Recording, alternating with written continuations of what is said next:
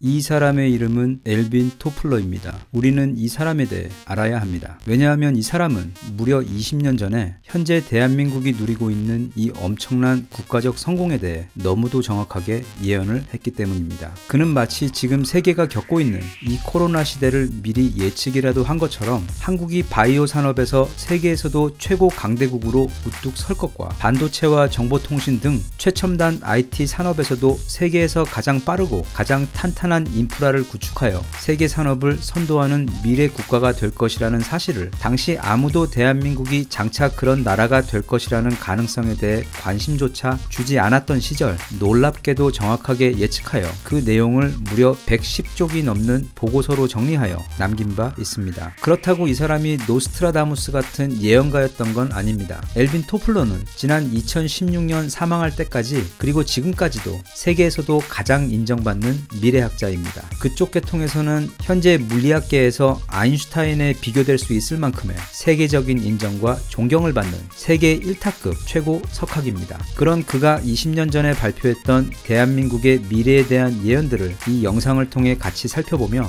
지난 20년간 대한민국과 우리 국민들이 얼마나 말도 안 되게 놀라운 성장과 발전 그리고 마치 우연과도 같은 초특급 성공들을 연이어 이루어내며 여기까지 온 것인지 같이 한번 되돌아보고자 합니다. 먼저 엘빈 토플러에 대해 간략하게 알아보겠습니다. 이 사람은 보통 교양 지식과 관련된 이야기가 나올 때마다 최근 많이 등장하고 있는 총균쇠의 저자 제러드 다이아몬드 교수나 사피엔스의 저자 유발 하라리처럼 알아두면 매우 유용한 사람인데 개인적으로 생각할 때 그 두 석학에 비해 오히려 그 중요도가 훨씬 더 높다고 판단되는 사람입니다. 왜냐하면 총균쇠나 사피엔스의 경우 인류 문명이 어떤 경로로 여기까지 발전해 왔으며 또 앞으로 어디로 갈 것인가에 대해 매우 깊이 있는 통찰을 보여주는 책들로 인류의 역사와 지금 세상을 이해하는데 훌륭한 렌즈가 되어줄 좋은 관점을 제공해주는 책들이긴 하지만 솔직히 말하면 우리 실생활과는 조금 거리감이 있어 그 책에서 다루는 지식들이 그리 피부에 확 와닿지는 않습니다. 이건 뭐랄까 우리가 다윈의 진화론에 대해서는 얼추들어 알고는 있지만 그 이론이 소개된 무려 700페이지에 육박하는 책 종의 기원을 일부러 찾아서 읽지는 않는 것과 마찬가지 이유이며 고대 그리스의 철학자 아리스토텔레스의 철학서라든지 칸트나 데카르트의 철학 이론이 대단한 것은 잘 알고는 있지만 우리 같은 평범한 사람들에게는 그 이론들이 쉽게 이해도 되지 않을 뿐더러 우리의 실제 삶에 그닥 연결 포인트가 보이지 않아 그 지식들이 그렇게 유용하다고 느껴지지도 않는 이유와 비슷합니다. 그런데 엘빈 토플러의 경우는 다릅니다. 이건 앞서 보았던 유명한 책들이 어려운 논문에 가깝다면 이건 자기계발서에 가깝습니다. 그것도 그냥 자기계발서도 아니고 사람들이 가장 관심 있어 하고 또 현실적으로 가장 필요한 지식인 앞으로 뭘 하고 살면 좋을지 어떻게 하면 돈을 잘 벌 수 있을지 그런 방법들을 가르쳐주는 한 편의 자기계발서를 읽는 것처럼 우리 실생활과 아주 밀접하게 연관이 있는 주제들을 앞서 살펴본 대가들의 철학서만큼의 깊이와 통찰력으로 풀어내요. 대신 그걸 개인을 위한 자기계발서라기보다는 국가를 위해 쓴 거시적 스케일의 자기계발서라고 이해하면 될 정도로 의미와 재미 그리고 놀랍도록 유용한 시대정신까지 모두 담고 있는 아주 귀하고 비싼 생각들을 몇 권의 책으로 정리해준 그런 고마운 사람이 바로 엘빈 토플러입니다. 이게 어찌 보면 국가나 거대한 조직들을 위해 쓰여진 책이긴 하지만 그 생각들을 우리 개인들의 시각으로 정제해서 잘 들여다보면 수십 년 전에 발표된 생각들임에도 불구하고 지금 이 코로나 시대를 겪으며 그 어느 때보다 불확실성과 싸우고 있는 지금 곧 다가올 포스트 코로나 시대의 사회에서는 우리 개인들이 어떻게 해야만 무사히 생존할 수 있으며 또 나아가 어쩌면 이전보다 더 큰 행복을 기대하며 적응하고 성공할 수 있는지에 대한 길을 보여주고 있기에 지금 이 시기에도 우리가 엘빈 토플러의 말에 귀를 기울일 이유는 넘치도록 충분합니다. 따라서 앞으로 이 영상에서 나오게 될 이야기들은 단순한 지식을 위한 지식이 아닌 우리 개인들 모두에게 마치 다음 주 로또 번호를 살짝 귀뜸해 주는 것처럼 아니면 여자친구를 사귈 수 있는 비법을 가르쳐 주는 것처럼 피부로 와닿는 수준에 가까운 지식이 될 것이며 그로 인해 단순히 자신의 교양 상식과 지식이 조금 확장되는 것은 물론 당장 내일 그리고 다음 주부터 어떻게 살아야 할 것인지에 대해 유용한 통찰을 제공하는 좋은 기회가 되었으면 하며 무엇보다 우리 대한민국의 지난 20년간의 성장과 성공의 비밀을 돌아보며 대한민국에 대한 건강한 자부심을 느끼는 것과 함께 그 비밀을 본인 개인의 영역에서도 적극 활용하여 다가오는 포스트 코로나 시대를 혼란과 두려움이 아닌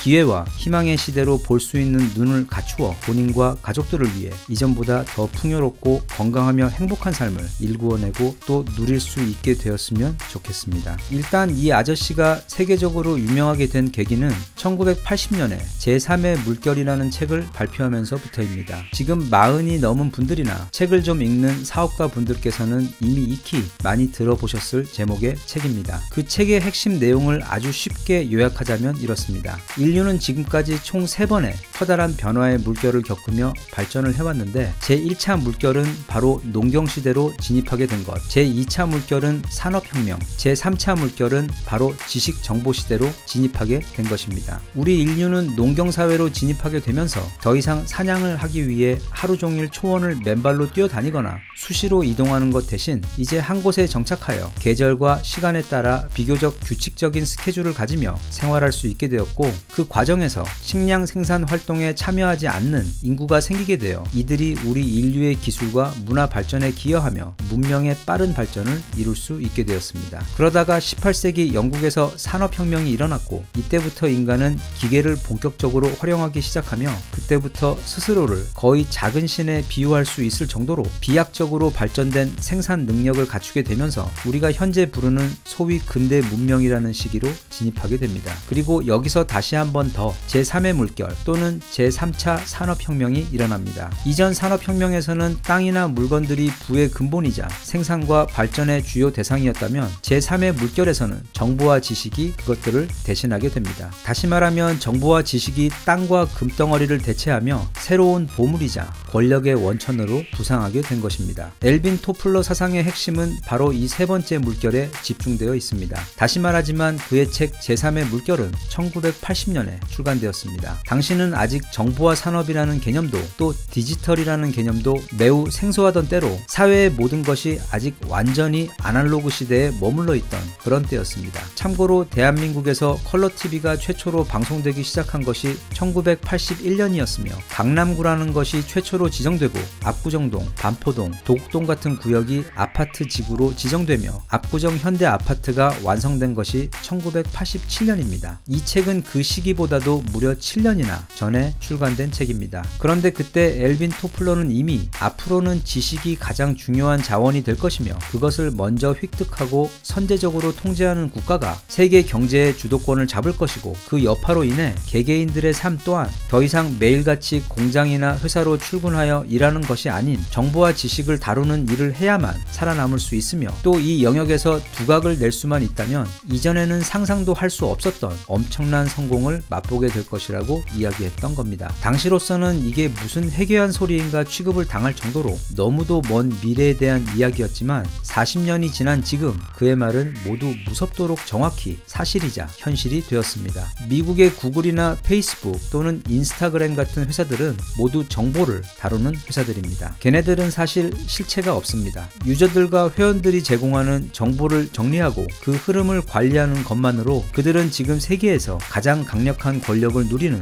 조직이 되었습니다. 개인들의 차원에서도 정보화 시대 초기에는 블로그를 잘 하던 사람들, 지금은 각종 SNS와 인스타그램 등 정보를 콘텐츠의 형태로 생산하여 그걸 SNS 플랫폼 위에 효과적으로 공유하는 사람들, 그리고 우리가 소위 인플루언서라고 부르는 사람들은 천문학적으로 많은 돈을 법니다. 20년 전 세상이었다면 그 누가 감히 상상이나 할 수 있었겠습니까? 킴 카다시안 같은 사람이 그저 자신의 엄청나게 큰 엉덩이 사진을 네모난 인스타그램 사진으로 인터넷에 올리는 것만으로 매월 100억 원이 훌쩍 넘는 어마어마한 돈을 벌 수 있을 것이라는 것을. 하지만 그녀가 거둔 성공의 핵심은 그 커다란 엉덩이에 있는 게 아니라 그 엉덩이 사진이 세계 수억 명의 사람들에게 쉽게 공유될 수 있도록 해준 인스타그램이라는 강력한 정보 플랫폼과 우리가 스마트폰이라고 부르는 주머니에 쏙 들어가는 작은 슈퍼컴퓨터이자 손에 들고 다니는 초소형 텔레비전이 있었기 때문에 가능했던 것입니다. 그리고 그렇게 정보가 공유될 수 있는 플랫폼을 제공하고 있는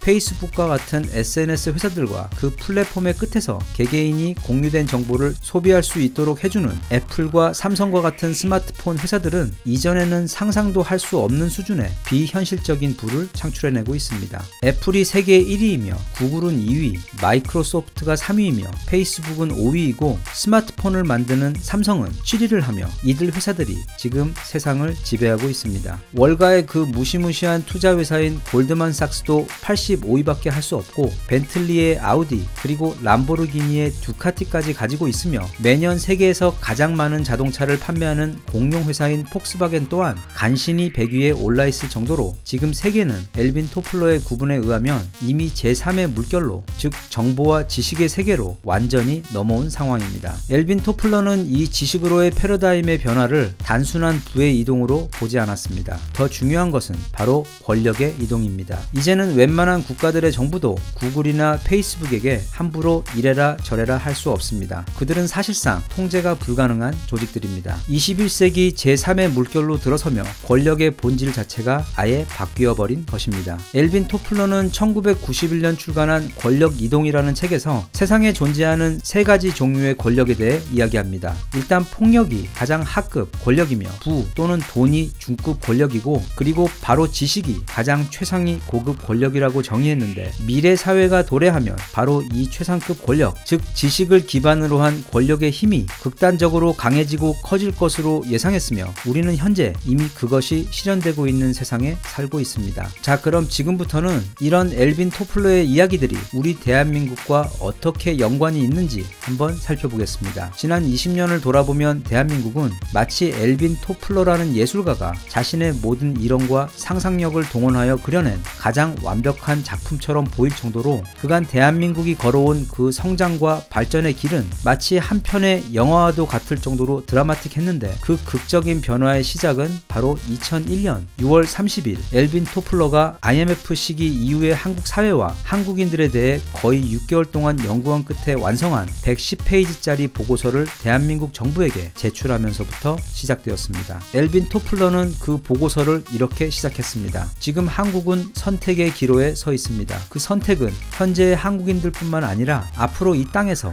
수십 년 동안 다음 세대 한국인들에게도 영향을 미칠 것입니다. 그 선택이란 지금까지의 후진적인 중하류 산업 국가로 남아 선진국들에게 종속된 국가로 살아갈 것인지 아니면 정보와 지식 산업의 플랫폼을 구축하여 최첨단 산업 국가로 나라의 체질을 개선하여 세계 경제를 주도하는 선도 국가가 될 것인지를 결정하는 바로 그 선택의 기로에 서 있습니다. 우리가 바로 20년 전 엘빈 토플러가 이야기했던 그 다음 세대 한국인들입니다. 그때 그 운명의 갈림길에서 우리 이전 세대가 선택하고 지나온 그 길의 끝에 서 있는 지금 우리 세대는 불과 20년 만에 세계 9위 선진국이자 세계에서 6번째로 강력한 군사력을 보유한 국가, 반도체와 선박, 스마트폰과 문화산업, 그리고 최첨단 바이오 산업까지 모두 아우르는 초강력 미래 산업들로 단단히 무장한 강력한 테크노 국가가 되었습니다. 엘빈 토플러가 이야기한 그리고 이미 도래한 그 제3의 물결에서는 우리 대한민국이 주인공입니다. 이어지는 2부에서는 20년 전 엘빈 토플러는 그 보고서를 통해 대한민국을 위해 어떤 조언들을 했으며 또 우리 이전 세대들은 그 조언에 대해 어떤 선택들을 했고 어떤 미래 사회를 꿈꾸었으며 또 그것을 어떤 과정과 노력을 통해 이루어 왔는지 세계에서 가장 크게 그리고 빠르게 발전한 대한민국의 지난 20년을 함께 돌아보도록 하겠습니다. 2부에서 뵙겠습니다. 대한민국 만세. 감사합니다.